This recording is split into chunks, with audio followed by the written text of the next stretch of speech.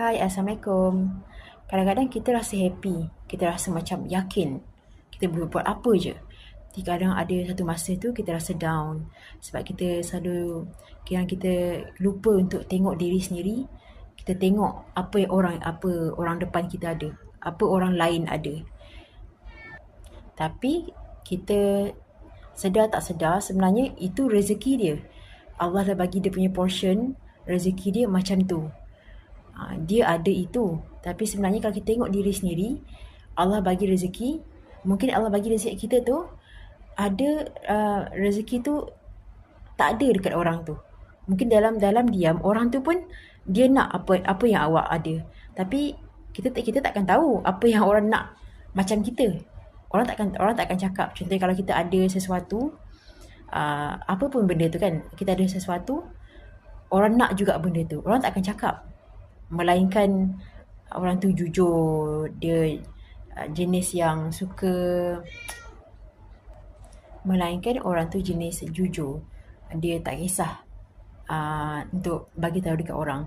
Tapi kebanyakannya kita sebagai manusia memang ada sifat ego tu kan. Benda yang kita tak nak orang lain tahu, kita simpan. Tapi sebenarnya dalam diam kita nak apa orang tu ada. Contoh kalau kita di fasa kita lupa untuk jaga diri sendiri, untuk sedapkan diri sendiri, untuk jaga hati sendiri. Kita tengok apa yang orang ada, lepas tu dah sampai, kita jadi lupa dengan kelebihan diri sendiri ataupun nikmat-nikmat rezeki yang Allah bagi. Sebenarnya kita boleh cuba muhasabah. Kita fokus inside, fokus in within, reflect diri sendiri. Kita kebanyakannya apa yang macam sebelum ni Fiza pun alami juga. Fiza alami ataupun kebanyakannya apa yang Fiza nampak, yang Fiza pun alami juga. Macam kalau kita rasa down, kita rasa macam tengah sedih, kita selalu projecting.